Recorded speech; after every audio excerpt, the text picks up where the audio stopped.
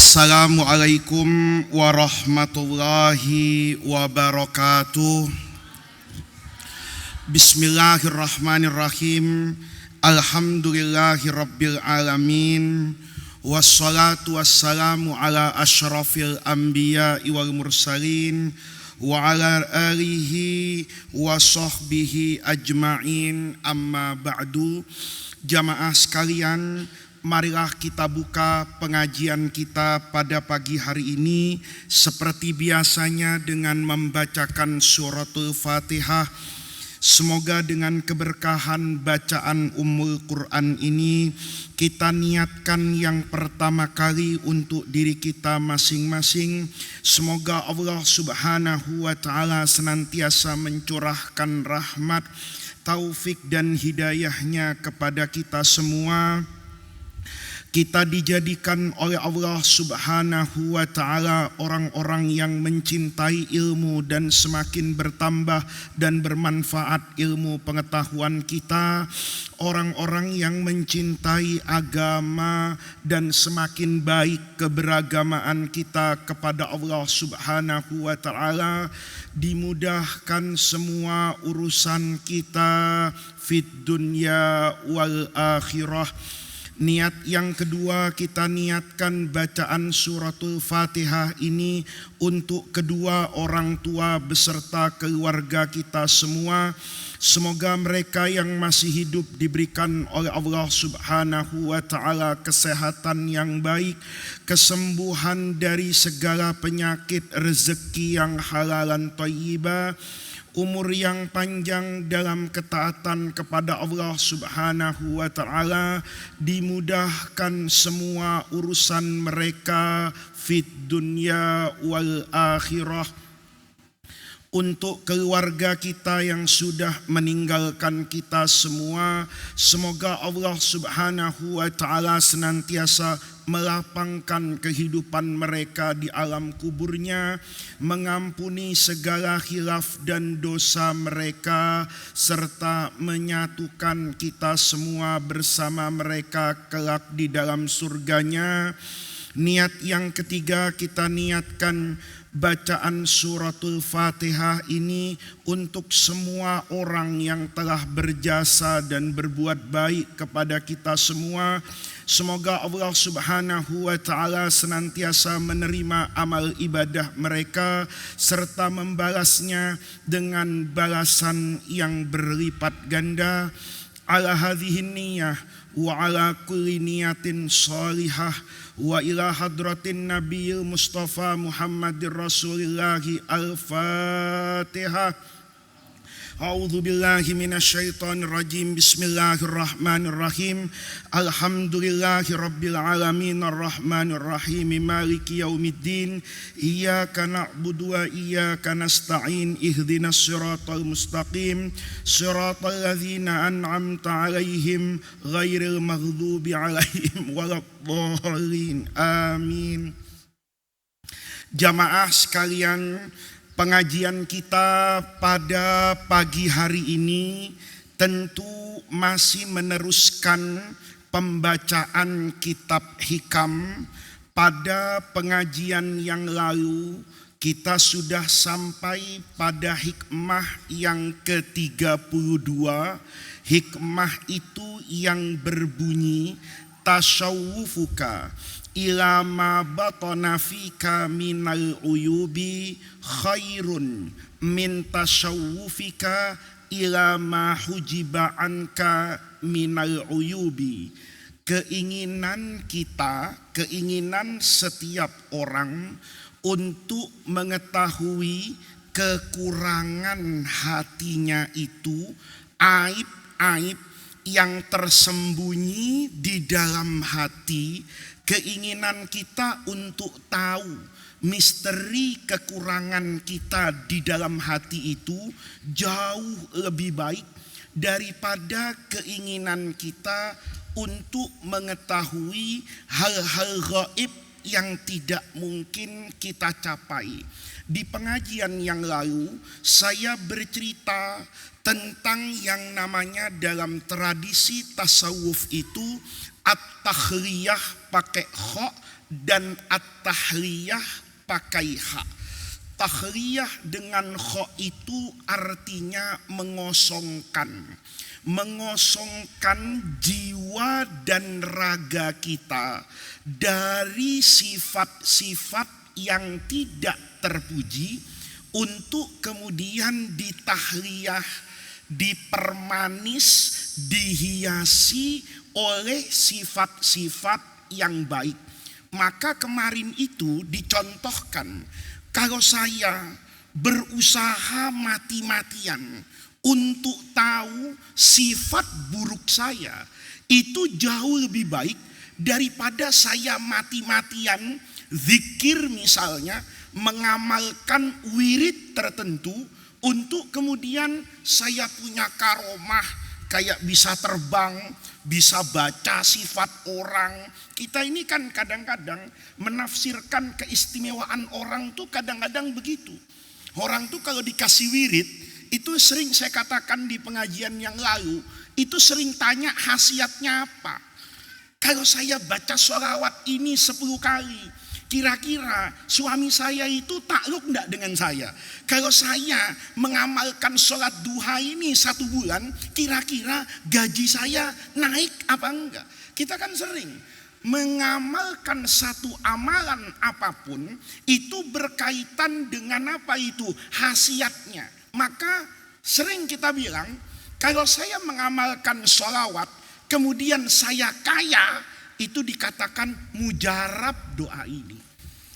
Kita lupa, begitu kita istiqomah mengamalkan sholawat, kan tidak ada mujarab yang lebih kita harapkan dari lisan yang basah dengan sholawat.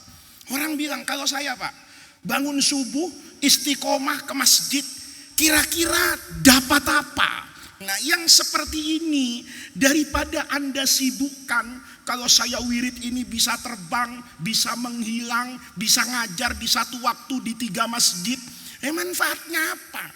Ya, ini kalau kita fikir-fikir, ini ingin Ibnu Athaillah itu membersihkan apa itu? Hati. Jangan-jangan kamu sibuk dengan sholatmu, kemudian bangga akan kehusuanmu, merendahkan orang lain yang belum bisa melakukan apa yang kamu lakukan. Maka kebersihan ini penting. Oleh karena itu, hari ini itu dilanjutkan oleh Ibnu Athaillah As-Sakandari tentang kebersihan hati ini. Kenapa misalnya tadi itu, kalau orang bertakarrub kepada Allah bisyatta anwa'il ibadat, dengan ibadah yang apa ini? Yang berubah-ubah. Mungkin sholat, mungkin sholawat, mungkin baca Quran, surah ini, ayat ini. Kan fokus kita itu kadang-kadang kan bukan Allahnya kan. Fokus kita tadi itu, kalau waqiah itu pesugihan bersertifikat halal. Ya, ini santri ini itu hampir rata-rata aneh itu. Ya, surah, ada surah pendek, ada surah panjang. Kalau surah pendek, ya, surah pendek itu di pesantren itu yang paling santri hafal itu inna a'toina dengan kulhu. Itu surah luar biasa itu. Kalau berpasangan nyalon gubernur itu menang 1 putaran itu. Kenapa? Tingkat elektabilitas inna a'toina dengan kulhu itu tinggi. Kalau surah yang agak panjang, hampir di semua pesantren itu enggak jauh. Yang pertama dari Yasin, yang kedua dari Al-Waqiah itu. Yasin karena suka mimpin tahlilan, ya, kalau mimpin tahlil kan berkatnya lebih banyak kan begitu. Akhirnya Yasin itu apa itu? Hafal. Al-Waqiah itu karena apa? Dianggap, oh siapa yang baca Waqiah itu nanti apa itu? Kaya. Kita menjadi fokus itu kan. Ketika baca Waqiah seminggu, itu bukan kedekatan dia dengan Allah yang dilihat apa yang Allah berikan dalam berbentuk sesuatu yang maknawi, yang rohani, tapi langsung ke ATM. Ya, atau ngambil handphone cek m-bankingnya. Ini saya sudah baca Waqiah sebulan. Kira-kira ada orang transfer kesasar enggak? Ini kan kalau kita lihat sebetulnya bukan cuma Anda semua, saya juga begitu. Kalau sudah rajin baca Waqiah, itu kadang-kadang cek saldo itu. Kira-kira saldo ini bertambah apa tidak? Kita selalu disibukkan dengan itu. Yang dilihat itu bukan Allahnya.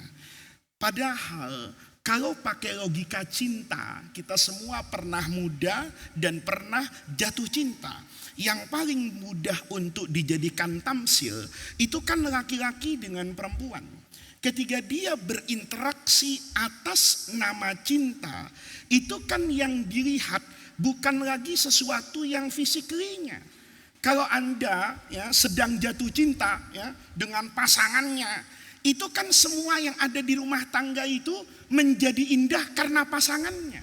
Makan itu menjadi indah itu kalau malam pertama karena baru nikah. Kalau sudah nanti jadi ibu, jadi bapak, sedang senang-senangnya sama anak, anaknya itu masih imut, ya, masih imut-imut, lucu, maka makan itu menjadi indah ketika bersama siapa itu? Anak. Ngelihat anak makannya banyak, walaupun kita nggak enak makan, itu jadi apa itu? Jadi makan. Nauzubillah, berasnya ngutang di warung sebelah itu. Berasnya ngutang, minyaknya minta, hidup sesusah-susahnya orang gitu. Ya, masak dia. Begitu masak dengan air mata menahan rasa malu karena hutang, dengan keringat effort untuk memasak ini. Kita ingat tuh, ya Allah, tadi belanja ke pasar begini, ngutang begini, tapi makanan itu dimakan sama orang yang kita cintai dengan lahap. Anaknya tahu-tahu makannya apa itu? Banyak. Itu lupa kalau hutang tadi. Ya, yang ada apa itu? Bahagia. Itu rasanya bahagia. Padahal nanti begitu anaknya selesai makan 2 jam langsung murung lagi itu ibunya. Kenapa? Ingat besok pagi harus belanja. Kalau ini nggak dibayar ditagih sama yang toko, kan begitu. Coba kita lihat. Itu pakai logika apa itu? Cinta. Tapi itu sering terjadi antar manusia. Tapi sayangnya jarang terjadi antara manusia sebagai hamba dengan Allah Tuhannya. Nih, kalau kita berinteraksi dengan Allah, itu bawaannya cash terus. Begitu duha, rezekinya nggak nambah, ngambek kan sama Allah. Berhenti dia. Udahlah, duha nggak duha sama aja. Gitu. Dia merasa balasannya itu, ia pangkat yang naik, uang yang bertambah. Dia lupa kan. Kalau misalnya ketika dia sholat duha, nih, kalau yang dicari uang, sholat duha itu beban loh. Beban. Karena masing-masing rokaat itu dinilai dengan rupiah. Kalau 2 rakaat gaji naik 1 juta misalnya, ya siapa tahu kalau saya sholat duhanya itu 20 rakaat. Oh, kalau tahajud misalnya dengan witir 11 rakaat, itu mungkin besok dapat rumah KPR subsidi misalnya. Ya, kalau saya robah tahajud saya jadi 73 rakaat 1 malam, siapa tahu saya punya rumah di tengah-tengah apa ini? Jakarta. Maka sholat itu akan jadi apa itu? Beban. Beban bahwa untuk meraih apa yang kita inginkan itu harus mengorbankan sekian waktu untuk kita menggapai sekian puluh juta.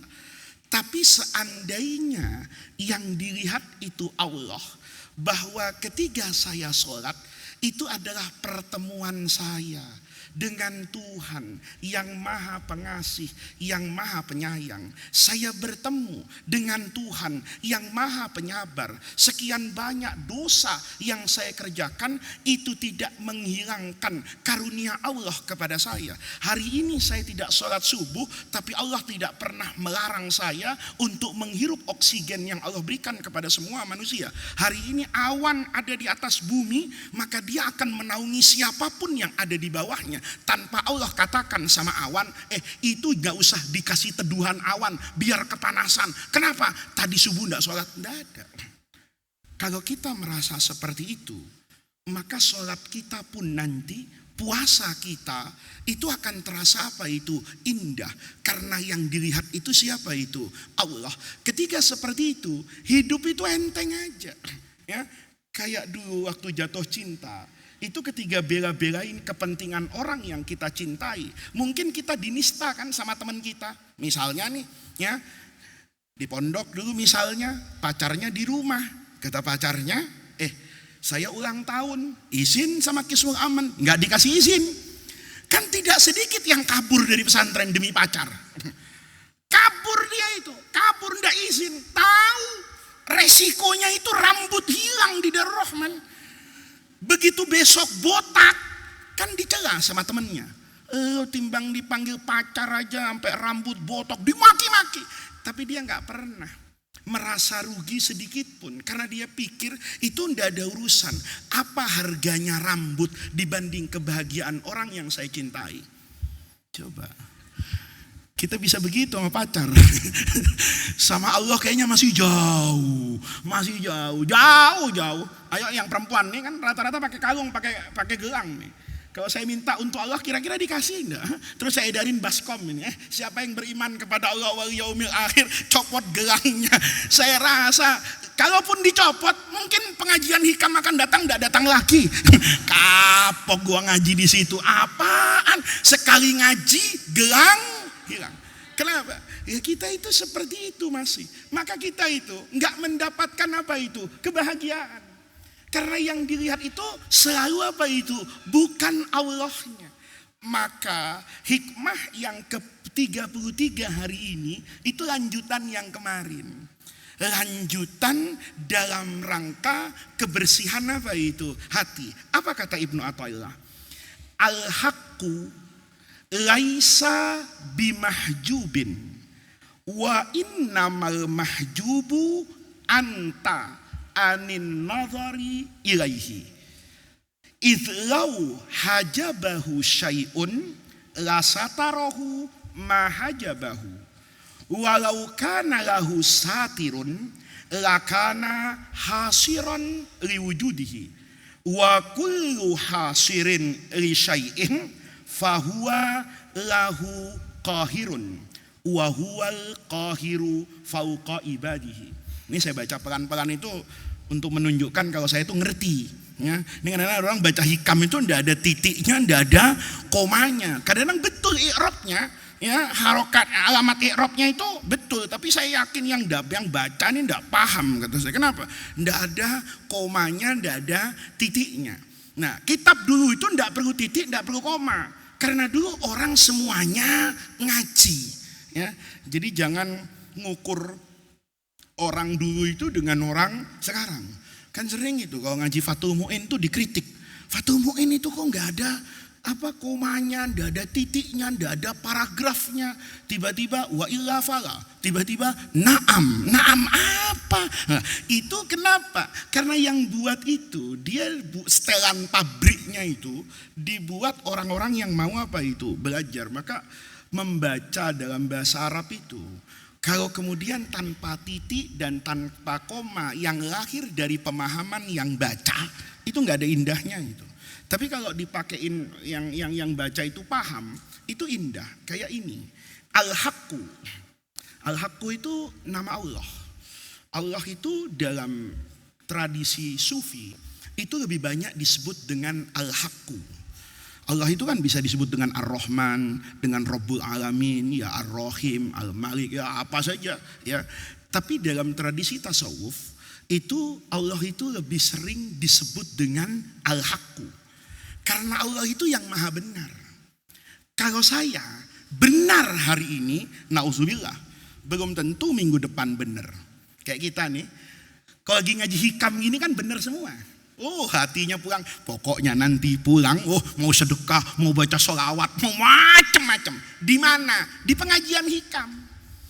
Nanti jangan sampai ke rumah, sampai gerbang depan Darul Rahman berubah niatnya itu. Ya. Kalau dengar kayak gini nih, masya Allah iya ya beragama tuh begitu. Pokoknya uang yang ada di balik sarung di rumah itu saya ambil antar ke panti asuhan. Bener lagi ngaji hikam. Sampai rumah belum tentu, ya kan? Di jalan lihat es buah, ya kan? Lihat toko emas, lihat tetangganya pakai kalung, pakai jilbab baru. Sampai rumah, al-haqqu yang benar di sini itu runtuh berceceran di sepanjang jalan itu, ya kan? Nah, karena Allah itu al-haqqu, Allah itu yang maha benar. Allah dilihat dari apapun itu akan selalu apa ini? Benar. Kebenarannya, makanya dulu kan saya pernah cerita bahwa orang sufi itu jarang menyebut sesuatu itu baik dan benar. Jarang menyebut sesuatu itu dengan bagus dan tidak bagus, dengan baik dan jahat. Tapi semuanya itu al-haq, kebenaran. Kucing yang mahal itu Allah ciptakan begitu, ya karena Allah itu maha benar. Kucing itu memang bentuknya harus begitu. Kalau kita lihat kecoa, kenapa kecoa itu menjijikkan? Menjijikkan itu bukan Allah menciptakan sesuatu yang jijik, tapi Allah menciptakan itu sesuai dengan kebenarannya. Benernya kecoa itu begitu. Coba kecoa jadi dari emas, jadi nggak bener. Iya coba kecoa itu dari emas, kan pulang hikam ini semuanya jadi pemulung ke tempat sampah, ya kan? Ngapain? Waduh, ini kebetulan nih dekat Darrohman nih biasa banyak apa ini? Kecoa di tempat-tempat sampahnya. Apa indahnya orang itu menangkap apa itu? Kecoa. Tapi orang kemudian mengambil emas, ya, diantam sana. Itu kan terasa apa itu? Indah. Kenapa emas itu mahal? Karena prosesnya sulit. Itu baru emas perhiasan. Apalagi emas Jawa, itu prosesnya lebih apa ini? Lebih sulit lagi untuk didapatkan. Nah, al-haqqu, Allah itu disebut dengan al-haqqu yang maha benar. Laisa bimahjubin. Allah itu tidak mungkin mahjub, tidak terlihat. Wa innamal mahjub, yang mahjub itu, yang tidak terlihat itu anta, kamu, anin nadhari ilaihi, dari kemampuan untuk melihat Allah. Gambarannya gini, ada nilainya kayaknya sama, tapi sebetulnya beda. Matahari tidak terlihat. Saya tidak bisa melihat matahari. Itu beda. Kalau matahari tidak terlihat, itu tidak terlihat oleh semua orang. Kita semua di sini nih, misalnya, ya, atau yang paling sering itu mau ngelihat keindahan gunung. Saya berapa minggu yang lalu itu ke Lumajang. Diajak sama orang situ, Gus, mau lihat Semeru lagi bagus enggak katanya. Gunung yang paling tinggi di Jawa itu kan, kalau dari Pronojiwo itu paling bagus. Walaupun di situ juga paling paling bahaya kalau Semerunya batuk sedikit itu lendir panasnya itu jatuh ke situ. Saya diajak ke Pronojiwo itu yang ada namanya Coban Sewu itu yang indah itu. Begitu sampai, yang ngajak saya itu kecewa. Kenapa? Karena gunungnya ada kabut, ada awan. Jadi nggak kelihatan sama sekali. Maka begitu sampai, Gunung Semeru itu tidak terlihat. Saya tidak bisa ngelihat, teman saya tidak bisa, semua orang tidak bisa. Kenapa Semeru tidak terlihat? Karena ada awan yang menyelimuti Gunung Semeru. Beda kalau saya katakan saya tidak bisa melihat Gunung Semeru. Mungkin matanya katarak. Paham? Atau pakai kacamata yang salah. Dia mestinya pakai kacamata jauh, dia pakai kacamata dekat. Atau sudah tahu mendung, pakai kacamata hitam. Kan begitu. Gelap amat ya. Bukan dunianya, memang kacamatanya yang salah. Itu bedanya. Allah itu sejatinya tidak mungkin tidak terlihat. Tapi saya boleh jadi yang tidak bisa melihat Allah. Bukan Allah yang tertutup tabir, tapi ada tabir yang menutupi saya dari Allah. Ini lihat nih. Oleh karena itu, kita bisa lihat kan, ada orang disiksa itu nikmat. Bilal itu loh. Bilal itu disiksa. Itu sama Umayyah, itu Bilal itu disiksa loh. Ya, bisa dibayangin penyiksaannya itu. Bawahnya itu bara panas loh, areng. Bilalnya taruh di atas, di padang pasir yang panas, dikasih batu yang panas. Umayyah tuh nggak minta apa-apa, cuman minta satu kata kamu cela Muhammad. Nih, kalau dia ngomong padahal agama itu ngasih keringanan loh. Illa man ukriha wa qalbuhu mutmainnun bil iman. Kalau hari itu Bilal ya itu mencaci Nabi Muhammad, itu nggak dosa. Ammar begitu. Ammar bin Yasir itu dengan ibunya Sumayyah, itu kan awwalus syahidatin fil Islam. Perempuan pertama yang mati karena bela Allah itu Sumayyah. Itu diseret Sumayyah itu di depan anaknya Ammar bin Yasir itu, mohon maaf, ditusuk dari kemaluannya tembus jantung itu. Di depan mata anaknya. Kata Abu Jahal, kamu tidak cela Muhammad, kamu akan saya perlakukan lebih dari ibumu. Dia tidak tahan itu. Dalam keadaan siksaan yang parah, di luar kesadarannya, talaffadhu bihi. Dia melafatkan satu kata yang kata itu merendahkan Rasul. Nangis Ammar, kata Nabi, illa man ukriha wa qalbuhu mutmainnun bil iman, tidak ada dosa. Tapi Bilal tidak mau. Bilal itu tidak mau. Kata Umayyah, keluar kulli kalimatan, saya cuma minta satu, cela Muhammad. Kamu bukan saja saya bebaskan, tapi kamu saya angkat jadi orang yang kaya di Mekah ini. Bilalnya itu cuma teriak ahadun ahad, ahadun ahad. Itu pertanyaannya, kenapa kok Bilal begitu? Sama kan, Zulaiha itu waktu digosipin, ya, Zulaihanya Nabi Yusuf, itu waktu digosipin, waduh Zulaiha tertarik sama budaknya. Kan Zulaiha panas, lu belum tahu budak gua cakepnya kayak apa. Kan betul-betul perempuan yang makiroh itu, ya, yang dia ingin balaskan gosip itu dengan pembalasan yang sadis betul itu. Dikumpulin tuh semua sosialita, ya, pokoknya geng-geng gosip terbesar di Mesir itu alaihinna bil ijtima, ya kan? Pokoknya dikumpulin tuh semua ibu-ibu yang mulutnya itu kayak sambal, ya kan? Itu semuanya yang tukang nyerocos itu dikumpulin itu di rumahnya siapa itu? Zulaiha. Dikasih utrujah itu, jeruk yang tidak bisa dikupas pakai tangan, yang kulitnya tebal. Maka dikasihkan dalam Quran itu masing-masing itu dikasih pisau.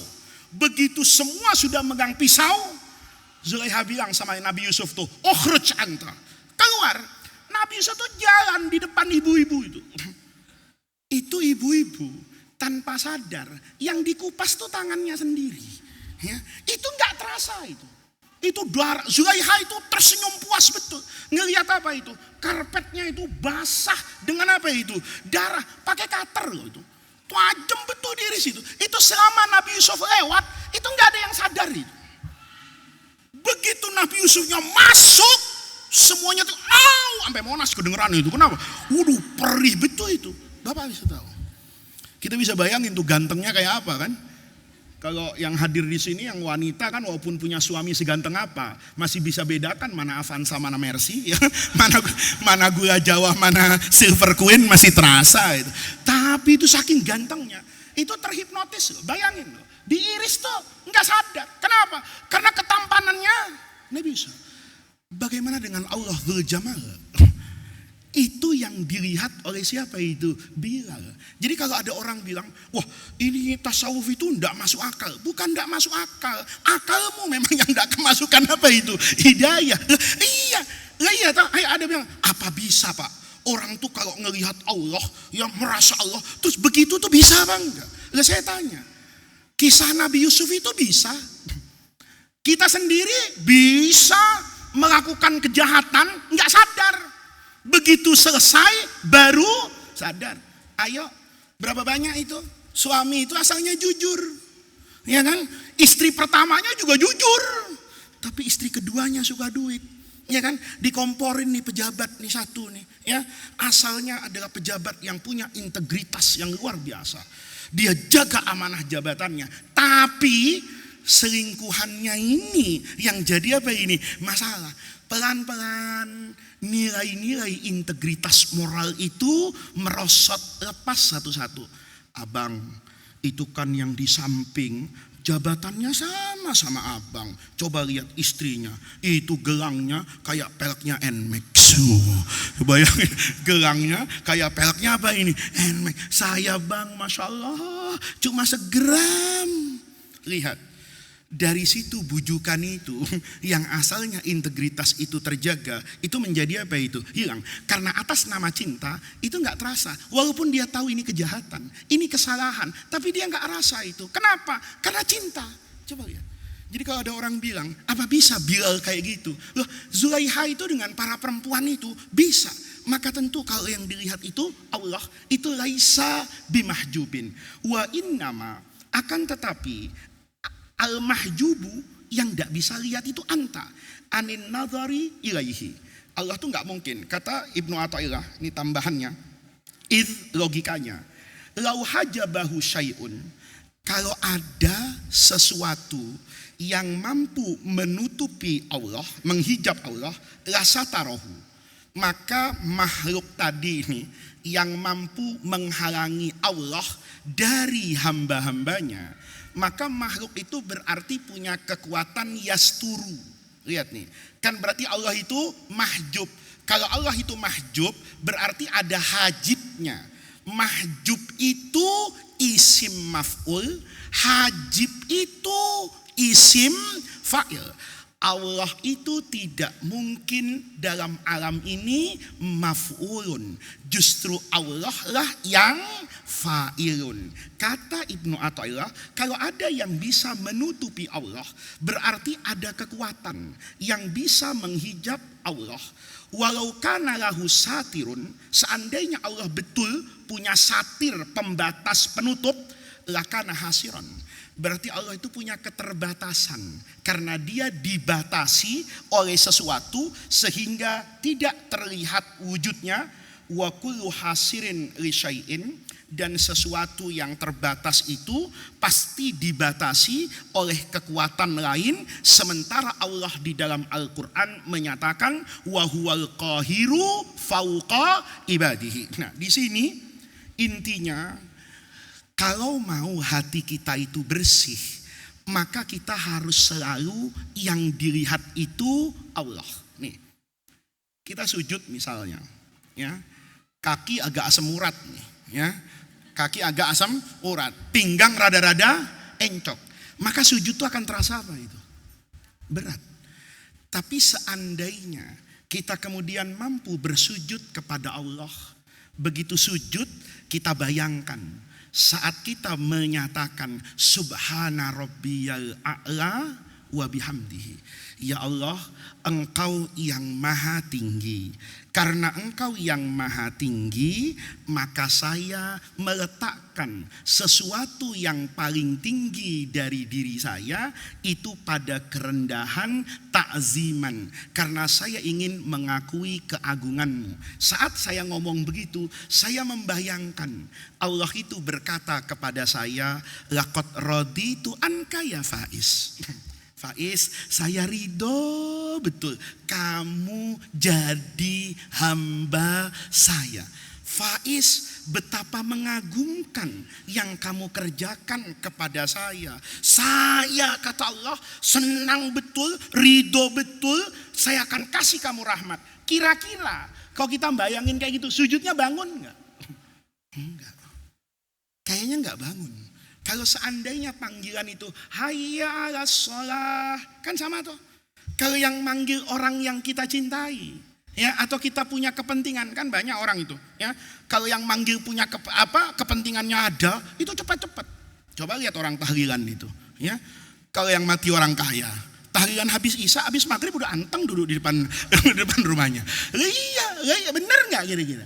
Iya, kenapa? Karena ada yang diapakan itu, yang dibayangin. Iya, kalau yang mati itu saya sering kok ngeliat gitu. Kalau rumahnya bagus, itu tahlilan tuh on time betul gitu. 7:30 itu udah penuh. Ya, bahkan bukan cuma laki-lakinya semangat, istrinya, suaminya udah nggak boleh tidur gitu. Ya, kalau ada satu tahlilan yang masyhur di kampung nih, ya, haulnya Bang Haji satu orang kaya, besekannya itu ada beras 5 kilo, ya kan, ada minyak 2 kantong, ya kan, ada gula, ada tepung, ada amplop 1 juta, ya kan, ada sarung 1 di situ. Yakin dari siang suaminya udah nggak bisa tidur itu. Begitu suaminya tidur, dibangunin sama istrinya. Bang, bangun, bangun. Apaan sih? Tahlil di rumah Bang Haji itu, ya kan, lumayan berkatnya buat seminggu. Bener nggak? Kenapa kita bisa begitu tuh? Aneh kan? Itu berangkat tahlil itu enteng amat. Kenapa enteng? 1 juta amplopnya. Itu yang hadir. Gimana kiainya yang mimpin tahlilan? Salah-salah seminggu sebelum tahlilan udah datang itu orang. Ya iya toh. Kenapa? Karena yang dibayangin 1 juta. Coba kalau udah tahu makanannya seadanya, bapaknya kadang-kadang nggak datang. Yang disuruh siapa? Anaknya. Tong, tahlilan sana. Lah, kenapa nggak bapak? Bapak udah kenyang. Bayangin tuh. Lah berarti tahlilan nyari apa? Nyari makan. Dong, gua udah dapat makan, udah kenyang. Apa indahnya di situ? Lihat. Ya itu kan sebetulnya dalam ilmu tasawuf itu tamsil duniawi semua loh. Ya, kita ini mahjubnya kan karena itu. Kita ini kalau sudah urusan dengan Allah itu sering mahjub. Padahal kalau kita bisa melihat keindahan, hayya 'alas shalah, hayya 'alal falah, ayo sholat. Kalau sholat dapat falah. Falah itu sama dengan al-falah. Falah itu apa? Petani. Petani itu kan nggak ada. Bisa nanam 1 hari itu nggak ada. Saya dulu punya guru di Madinah. Kejam betul guru tarikh Islam itu. Itu udah masyhur. Kalau yang ikut ujian pelajaran beliau 100 orang, itu yang lulus 20. 80-nya itu enggak lulus. Kalau ngajar tarikh Islam itu enak betul ngasih soal itu. Soalnya banyak. Kita ngasih jawaban itu bukan kertas lembar, dikasih buku tulis. 1 orang tuh dikasih buku tulis. Nanyanya itu kalau perang Uhud, itu enak betul. Sayyidina Hamzah berdiri di mana? Saya jawab, ya enggak tahu, saya enggak ikut kan gitu.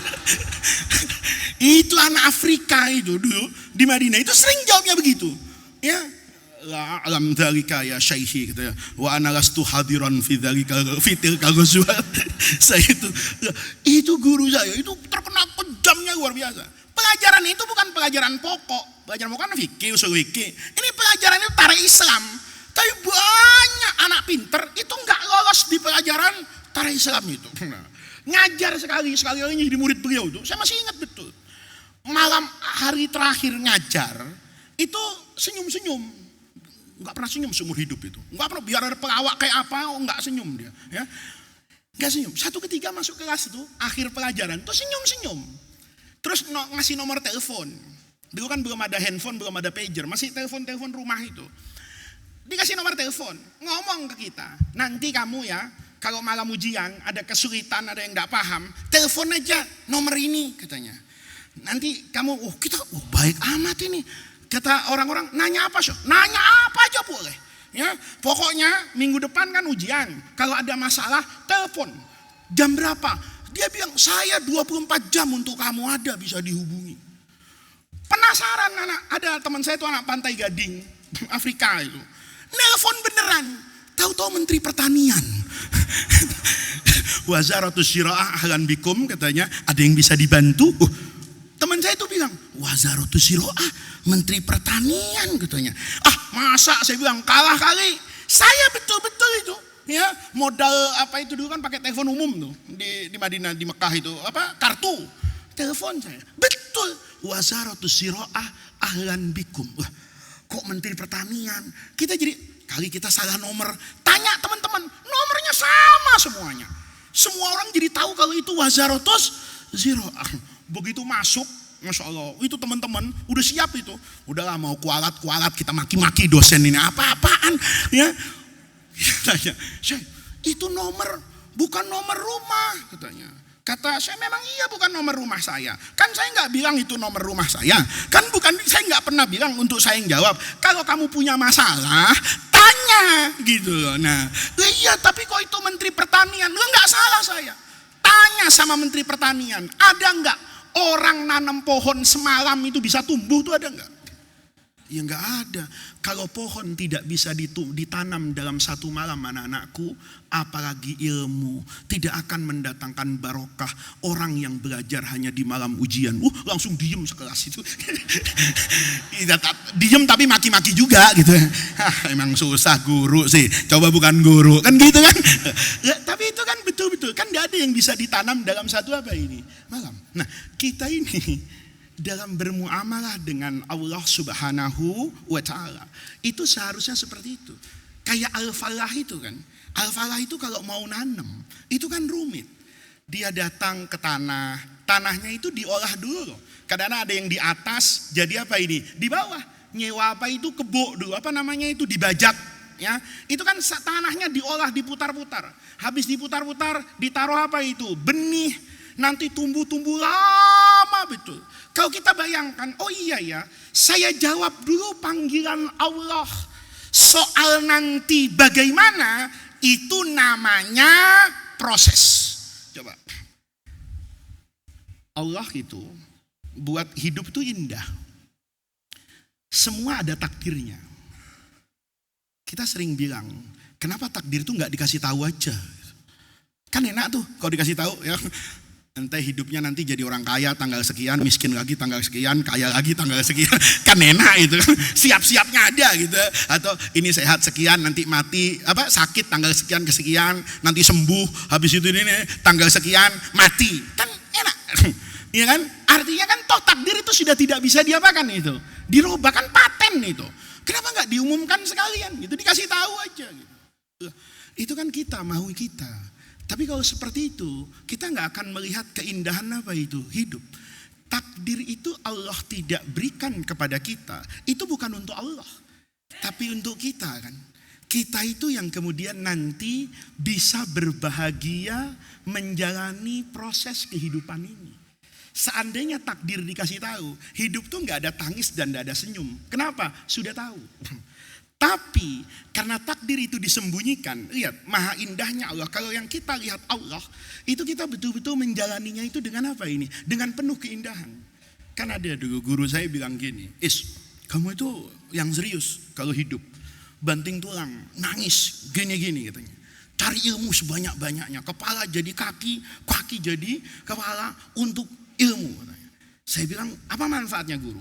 Kata guru saya dulu begini, kamu nanti akan sampai pada satu titik di mana kamu tertawa mengingat masa yang dahulu kamu tangisi.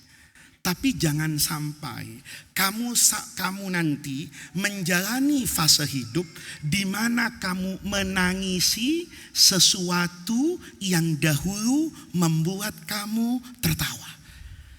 Itu kan mahfuzat di Rahman kelas 1 itu.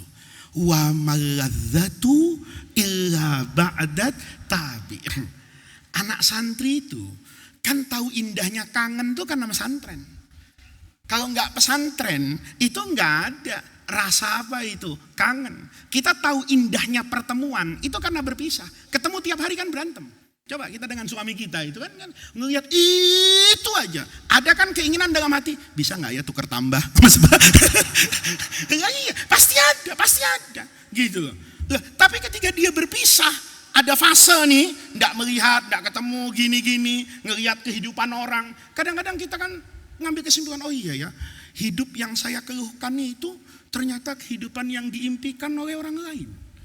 Rumah kecil yang boleh jadi menyakitkan buat kita, itu adalah rumah impian buat mereka yang gak punya rumah. Pekerjaan kita yang ala kadarnya, itu juga pekerjaan yang diimpikan oleh mereka yang tidak punya pekerjaan. Jadi suami yang salah cetak, itu juga suami yang diimpikan oleh mereka yang belum bertemu jodohnya berpuluh-puluh tahun. Jadi kalau ngelihat suaminya agak caplang sedikit, miring-miring, ini kayaknya ini ibarat pabrik nih BS ini ya kan. Itu kalau kita lihat Allahnya, Allahnya, iya ya. Allah mengirimkan suami yang begitu sama saya yang cantik, itu kan pasti ada hikmahnya. Seandainya saya punya suami yang tampan, sepadan dengan kecantikan saya tidak tahu saya akan menjadi manusia seperti apa. Saya menjadi manusia yang menyombongkan bahwa semua apa yang saya inginkan itu saya dapatkan. Tetapi ketika takdir itu tidak berpihak kepada keinginan kita, di sana kita akan mendapatkan hikmah bahwa di situ ada Allah yang Al-Qahiru fauqa ibadi. Itu kan hidup itu nggak jadi apa itu? Nggak jadi sombong. Oh iya ya, ada keterbatasan. Jadi kalau kita ya tidak dihijab dari Allah, hati kita itu akan bersih betul. Ada sesuatu yang bisa kita miliki, tetapi itu menjadi hilang ketika rasa tawakalnya kepada Allah itu menjadi berkurang. Saya tidak cerita orang lain. Saya dulu punya pengalaman. Saya punya nilai itu bagus-bagus karena nama saya Faiz, ya kan? Karena nama saya Faiz itu menangan. Saya dulu dari kecil dididik begitu. Apalagi Pak Kiai ya. Pak Kiai itu ngasih doktrin sama saya itu, pokoknya saya itu dipus betul. Tapi saya nggak stres. Ya, kalau anak saya gituin, stres sekarang, ya kan? Kalau ayah saya itu pokoknya bilang kamu harus begini, harus begini, harus begini. Dari kecil itu saya selalu padahal saya anaknya Pak Kiai yang paling nakal loh. Ya, iya betul. Saya nggak pernah ngaji di SD itu. Saya nyambung huruf tuh nggak bisa. Kalau Satridho tuh pinter, tulisannya bagus. Coba lihat tulisan Satridho sampai sekarang. Itu bagus, rapi. Kalau saya itu enggak. Ya, saya ngaji kabur, ya kan? Tanya almarhum Ustadz Dofir itu. Saya dulu waktu kecil tuh nakal. Anak pagi yang paling nakal itu saya. Ya, saya ceritain sekarang karena saya udah lumayan nggak nakal sekarang kan gitu. Kalau masih nakal kan malu saya ceritain kan gitu. Itu, iya betul loh. Itu kan ada sesuatu yang saya tuh dari kecil itu.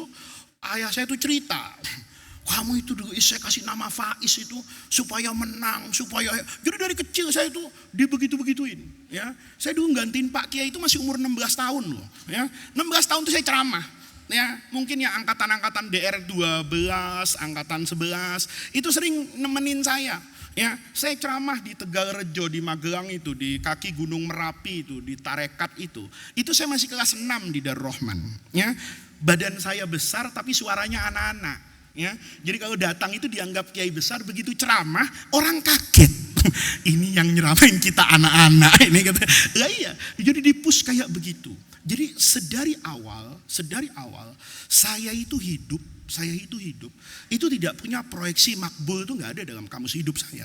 Saya itu stres kalau nggak mumtaz. Jadi saya dari kecil itu perfeksionis kalau soal belajar. Saya sempurna betul.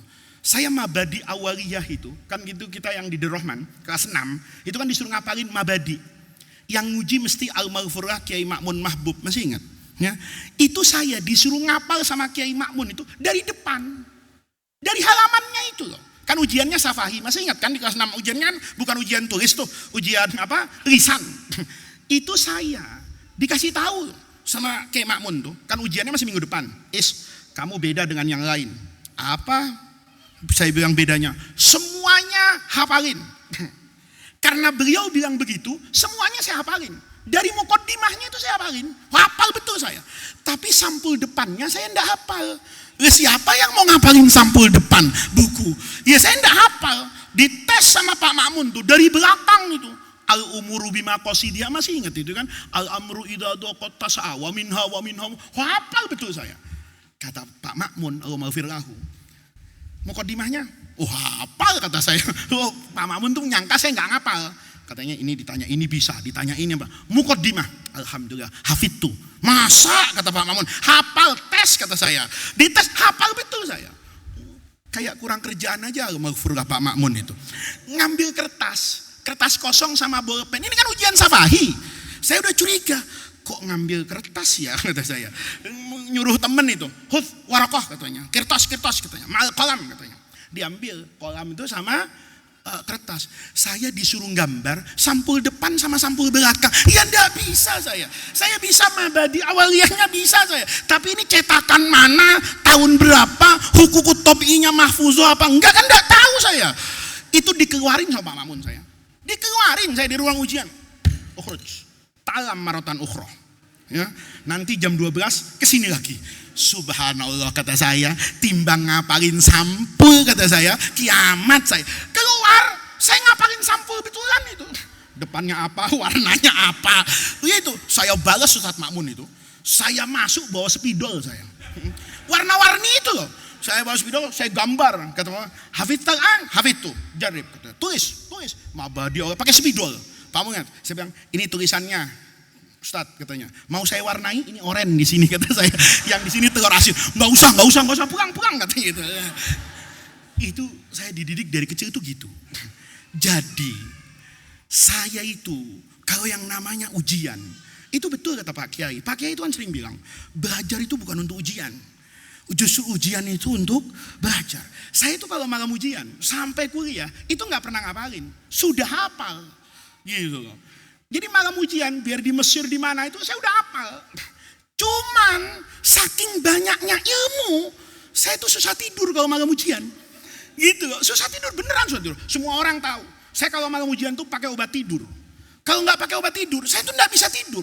Karena begitu merem, itu halaman kacau yang masuk itu. Ya. Saya dulu diajarin sama guru saya. Ini sekedar ya. Saya mau cerita di ujung tuh kekuasaan Allah tuh hebat. Saya tuh dididik dulu itu. Kalau mau jadi orang pinter, itu jangan cuma hafal-hafal begitu aja. Tapi kayak orang hafal Quran. Anda tahu kan, orang kalau hafal Quran itu mushafnya nggak boleh ganti-ganti loh. Nggak boleh, harus mushaf yang sama bentuknya. Karena kalau mushafnya nggak sama bentuknya, kalau amma yatasa'alun nggak apa-apa. Kalau Al-Baqarah bisa jadi hilang sehalaman. Karena panjangnya. Jadi kalau orang hafal Quran itu sejatinya begitu dia memulai alif lam mim, dia tahu nih halaman ini, dibalik begini, dibalik ini, dihafalin begitu. Ya kan sama dengan ingat mukanya cewek kan? Sering-sering kita gituin, mimpi waktu tidur. Ya kan? Saya begitu tuh. Jadi begitu mau ujian itu, saya biasa itu. Habis asar, itu saya diem kalau belajar. Saya diem pakai kaca. Begini saya kalau belajar. Oh mas mantap nih kata saya kunci bismillah jangan kabur. Habis isya tuh saya tidur tapi nggak pernah bisa tidur. Begitu tidur sebentar itu halaman tuh datang tapi kacau. Bidayatul mujtahid yang muncul bulu marom. Kan salah ini bukan ini. Tidur lagi lama-lama nggak bisa tidur saya. Karena nggak bisa tidur saya ke dokter malam-malam. Ngomongnya itu sombong saya. Dokter, saya minta obat tidur yang bisa buat saya tidur. Kata dokter, ada resikonya. Nggak boleh dipakai jangka panjang. Tapi saya panas badan saya dokter, saya nggak kuat. Kata saya, pusing kepala saya ini. Saya tuh udah 2 hari nggak tidur. Saya mau tidur. Kata. Habis ujian tuh saya nggak bisa tidur. Karena tiap mimpinya mimpi kertas-kertas begitu tuh kacau terus. Akhirnya saya dikasih obat tidur. Obat tidur, mungkin dosis Arab. Ya kan? Kencang betul obat tidur. Saya tidur. Ya, saya tidur itu masih jam setengah 10 malam. Bayangin. Bangun-bangun jam 9 pagi saya.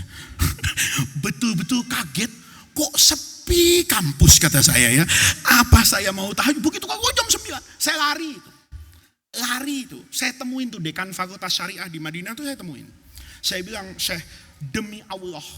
Saya belum lihat soal ujian.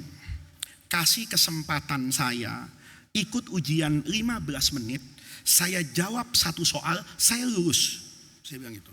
Karena saya pinter, kata saya gitu kan. Saya akan jawab 1 soal aja. Soalnya tuh ada 5. Toh semester yang lalu nilai saya tuh udah 50. Dulu kalau di Arab Saudi itu, pelajaran tuh dibagi 2. Semester awal, semester akhir, itu 50-50. Syarat lulusnya itu 60. Jadi kalau di semester pertama dapatnya cuma 10, biar semester kedua bener semua, makbul nilainya. Jadi kalau mau dapat mumtaz itu sama-sama bagus. Semester ini bagus, semester ini bagus, digabung jadi 1, nilainya di tengah-tengah. Saya itu dapat 50, bener semua ujian pertengahan tahun tuh nggak ada yang salah. Saya dikasih nilai itu 150 kan jadinya. Saya bilang syarat lulus itu berapa? Dokter kata saya, Prof, syarat lulus berapa Prof? 60. Lah ini soalnya ada berapa? Ada 5. Saya jawab 1 aja kan dapat 10 kata saya. Saya sudah 60 lulus. Nggak ada katanya. Nggak bisa katanya. Kamu tidur menghina ujian katanya. Meremehkan betul kamu orang semua belajar. Saya kan ditanya jujur. Kamu tidur jam berapa? Setengah 10. Marah profesor itu. Kamu nggak belajar semalam? Enggak, saya tidur jam setengah. Saya dimaki seakan-akan saya nggak belajar. Kamu itu meremehkan pelajaran, menghina saya sebagai dosen. Masa orang lain belajar, kamu nggak belajar? Saya sudah belajar, nggak bisa katanya. Saya disuruh ngulang, semua pelajaran hangus. Disuruh ngulang dari semester awal itu. Masya Allah, saya bilang itu kiamat betul kata saya. Apa yang saya bilang di situ? Itu indahnya takdir. Itu indahnya takdir. Saya ngelihat hari itu, Masya Allah, hidup itu kayak kiamat. Saya telepon ibu saya itu. Saya bilang kamu punya itu kiamat saya. Kenapa? Nggak lulus satu mata kuliah, semuanya hangus. Kata saya. Lalu terus disuruh ngulangi 12 mata kuliah itu dari awal semuanya. Semuanya itu kata dosen saya, pokoknya batal satu. Itu orang Arab kan gitu, kadang-kadang fa'alun lima yurid, ya kan gitu ya. Nggak ada mahkamah konstitusi, nggak ada PT UN kan gitu. Jadi nggak bisa digugat. Ikut itu. Saya waktu itu pulang ke Indonesia sebentar, balik lagi, itu kaki jadi kepala, kepala jadi kaki. Semua pelajaran, tapi saya balas itu. Saya bilang begini, saya diginikan, oh saya gitukan. Saya bilang, belum tahu kalau namanya Faiz. Itu setiap ujian yang tidak ditanya saya tulis. Jadi ujian ulang tuh kan ada 5 soal. Sementara ilmu saya tuh di pelajaran tuh masih banyak stoknya. Itu saya habisin semuanya itu. Dikasih sama guru itu. Begitu selesai tahu gak? Dulu aturan Saudi itu yang ikut apa? Kalau sekarang remedial itu nilainya nggak bisa sempurna, hanya makbul. Hanya makbul itu. Saya dipanggil sama wakil rektor itu. Tahu katanya. Kamu ini nggak lulus pernah ya. Kamu bukan bodoh ya katanya. Iya bukan, iya bodoh sih enggak kata saya. Pintar juga belum kata saya gitu. Tapi saya betul-betul tidur itu. Terus kan kok biasa kan dinasehatin itu ya. Kamu tuh jangan tidur, jangan meremehkan. Saya jawab pakai pantun Arab itu. Ya, tidur itu sultanun ala sultan. Tidur itu penguasa loh. Penguasa sehebat apapun itu nggak bisa menolak tidur. Ayo, Prabowo bisa nggak ngantuk? Nggak bisa biar ada Mayor Teddy di sini. Tetap aja kok ngantuk aja. Lah iya bener. Kiai alim, salim apapun bisa nggak? Kalau ngantuk itu terus kan sering kita kan sudah berusaha nggak tidur, ketiduran. Tidur itu bukan maunya saya, itu maunya Allah. Tidur itu bukan maunya saya itu maunya nggak tidur malam itu. Tapi kalau buat saya tidur, saya minum obat tidur tuh biasanya nggak bisa tidur. Kok malam itu tidur pulas. Begitu kayak gitu. Kata rektor itu sodakta. Benar. Karena jawabanmu benar, nilaimu saya kembalikan seperti hakmu. Yang dapat 100 ya 100, yang dapat 90, yang dapat 70. Pokoknya hakmu berapa. Itu saya melihat betapa di situ kuasanya Allah. Allah tuh sering mendidik kita. Seandainya hari itu dikabulkan permintaan saya menjawab satu soal, saya lulus, saya sombong. Saya akan bilang sama orang tua, lihat gua Faiz gak pernah kalah. Tapi untuk kali itu yang namanya Faiz jadi maghlub bahasa Ar-Rahmannya. Jadi kalah. Untuk apa? Untuk saya selalu melihat Allah. Ini saya cerita. Semenjak itu saya jadi gampang tidur. Semenjak peristiwa itu saya jadi gampang tidur. Selanjutnya tuh gampang tidur. Kenapa? Iya ya. Ternyata saya belajar itu bukan karena Allah.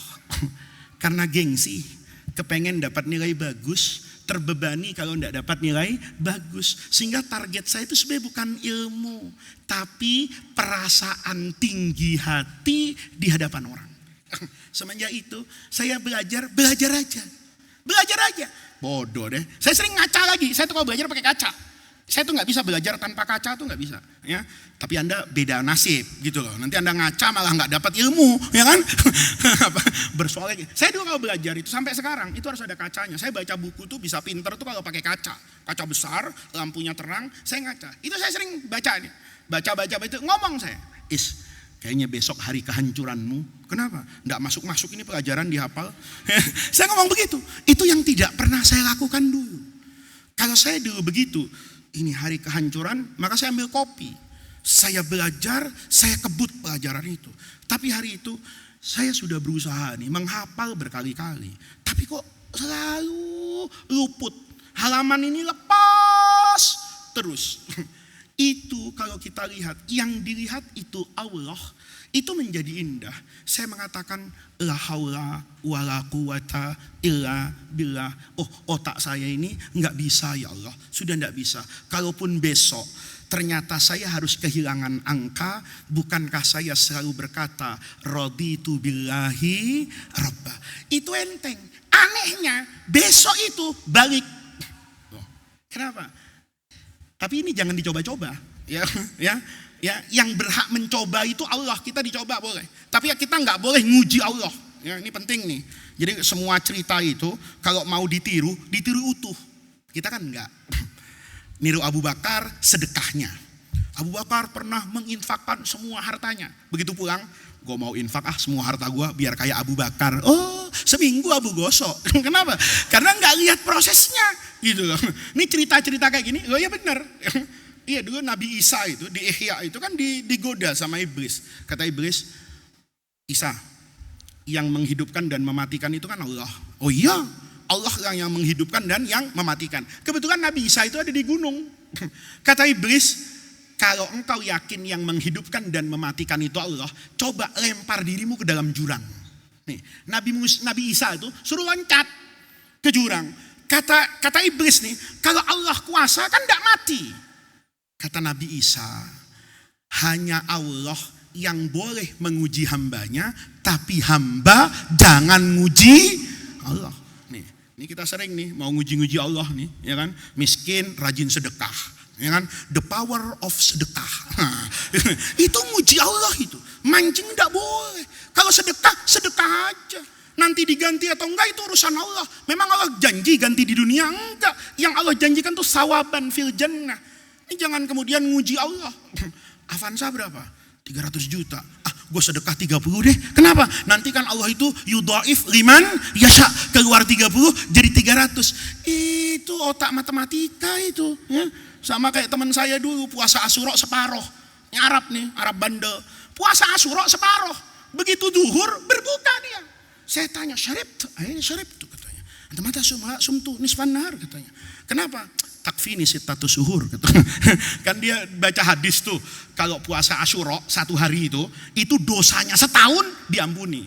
Kata dia, udahlah gua gak usah setahun, 6 bulan aja.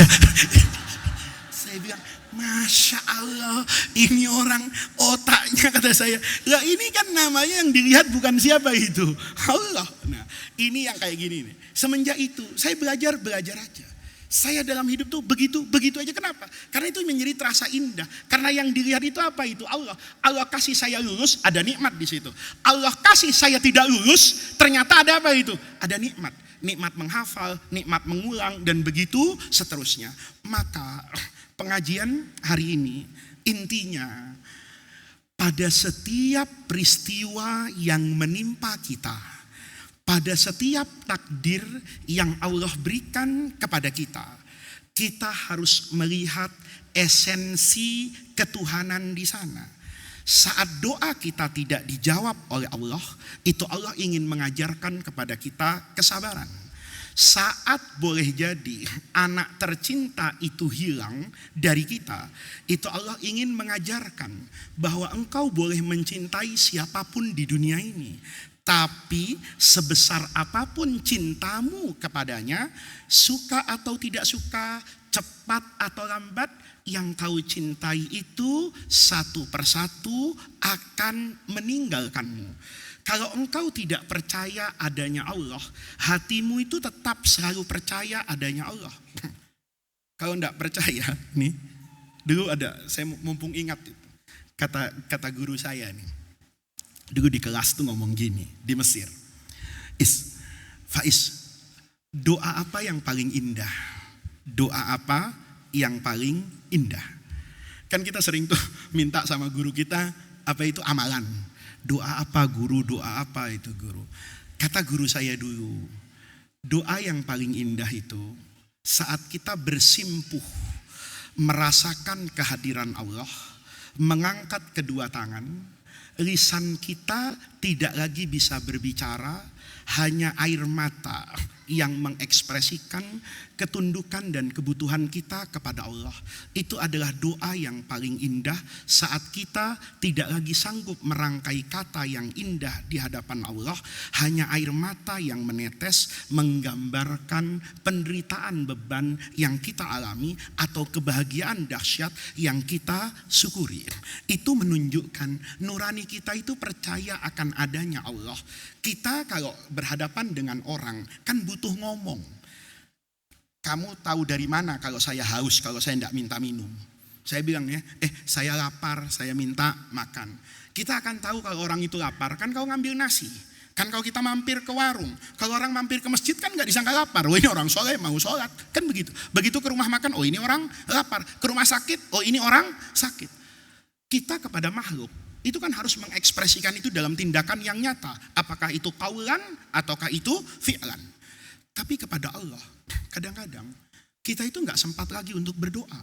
Begitu besar penderitaan yang kita alami di tengah malam yang sunyi, kita mengatakan, Allah, saya ingin berdoa kepadamu, saya ingin bermunajat kepadamu. Begitu sholat, ya selesai sholat, mau mengangkat Allahumma, ternyata air mata itu lebih cepat dari lisan yang bergerak di mulut.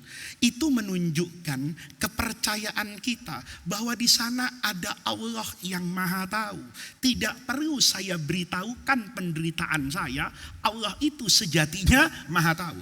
Makanya di dalam doa, indahnya orang yang selalu melihat Allah, kata Rasulullah, man sagolahu, orang yang disibukkan. Dengan apa itu? Zikri. Disibukkan oleh mengingat saya, an su'ali, an mas'alati, daripada meminta kepada saya. Nih, kita dalam hidup lebih sering meminta daripada berzikir. Coba, kalau kita mudah-mudahan ya, saya nanti akhir bulan tuh dikasih rezeki sama Allah, disuruh umroh. Disuruh umroh, diundang satu acara, bonusnya umroh, mau saya. Ya kan? Karena bonusnya umroh. Kalau bonusnya enggak umroh itu karena umroh udah pernah, mendingan ngaji kan. Nah, di depan Ka'bah, di depan makam Rasulullah, itu lebih banyak orang yang meminta kan, daripada yang berzikir kepada Allah. Padahal kata Allah, orang yang disibukkan dengan zikir kepada saya, sampai-sampai dia tidak pernah meminta apapun dari saya akan berikan kepada orang itu sesuatu yang jauh lebih baik daripada seandainya dia meminta kepada saya. Kenapa? Karena yang dilihat Allah. Lihat Nabi Ayub itu, sakit 20 tahun itu. Itu istrinya yang minta doa, bang, abang doa bang, sakit 20 tahun. Kata Nabi Ayub, harus ya doa. Ya harus bang doa. Doanya apa? Ada Allahumma shfini, Allahumma BPJS, enggak ada. Rabbi anni masaniyad durru. Ya Allah, saya sakit. Wa anta arhamur rahimin. Tapi dalam sakit ini saya bertemu dengan rahmat. Rahmat akan kesabaran, rahmat akan ketabahan. Saya tidak punya uang ya Allah, tapi saya punya istri yang setia. Itu adalah rezeki yang luar biasa. Saya tidak bisa berobat ya Allah, tapi saya punya hati yang tahu bahwa ini adalah kehendak dan rezeki dari Allah. Maka sakit itu saya syukuri. Itu doa kayak gitu. Itu apa yang terjadi? Fastajabna lahu. Nabi Ayub yang begitu, karena zikir terus tidak pernah minta sehat. Fastajabna lahu. Kata Allah, sudah cukup. Kok gitu sekarang? Saya kasih apa itu? Sehat. Gimana cara sehatnya? Ya Allah, gampang bener. Mandi pakai air dingin. Tapi jangan ditiru. Ya. Ntar orang sakit mandi pakai air dingin, rematiknya kumat, protes sama saya. Anda bukan Nabi Ayub. Hatinya itu ketika mandi air dingin, itu bukan karena Allah, karena putus asa. Ya Allah gak punya duit ke dokter, enggak. Nabi Ayub tuh kata Allah, fastajabna. Kasih tahu Jibril, suruh mandi pakai air dingin. Begitu mandi, selesai mandi, itu ka'annahu lam yakun bihi durrun. Kayak orang gak pernah apa itu, sakit. Padahal gak pernah minta apa itu, sembuh. Kenapa? Yang diingat Allah. Yang ngasih saya makan itu Allah. Yang ngasih saya minum Allah. Yang ngasih saya sakit itu Allah. Nah yang terakhir, ini kunci kebahagiaan, saya belum bisa ini. Ya. Dulu ada seorang namanya Ayyas. Ini suka makan di samping Khalifah Harun ar-Rasyid. Jadi ini sahabat dekat, tapi bukan pejabat nih, orang pesuruhnya lah. Pesuruhnya ini, tapi Harun tuh selalu senang kalau makan sama dia. Karena dia tuh kalau makan enak. Kita kalau nggak enak makan sama orang yang makannya banyak, kan ikut makan nanti. Maka Harun itu kalau makan itu selalu ngundang Ayas. Dikasih, ya sama makanan raja nih. Makannya semangat, enak gitu. Satu ketiga kata Harun, ini orang kayaknya sudah manja ini. Makan setiap hari ini enggak pernah lihat lauk, main makan aja katanya. Kenapa? Karena dia tahu yang dimakan itu pasti enak-enak. Satu hari diganti sama Harun itu sayur-sayuran yang pahit, yang gak ada enaknya. Dipanggil, itu makannya enak betul. Kata Harun, berarti enak nih sayur. Dimakan, masa pahitnya muntah Harun. Dipanggil, Tal katanya. Terbuat dari apa lidahmu itu? Kata dia, lidah saya dengan lidahmu sama katanya. Lah ini sayur nggak enak. Oh masa kata dia, masa nggak enak katanya. Dia makan tuh, betul dimakan yang kedua tuh betul-betul muntah. Wah, iya nggak enak. Lah tadi makan nggak pakai perasaan katanya. Begini raja katanya. Selama ini kan engkau itu selalu baik sama saya, tidak pernah memberi yang tidak baik. Maka saya selalu berkeyakinan kalau dekat denganmu saya pasti selalu mendapatkan yang baik.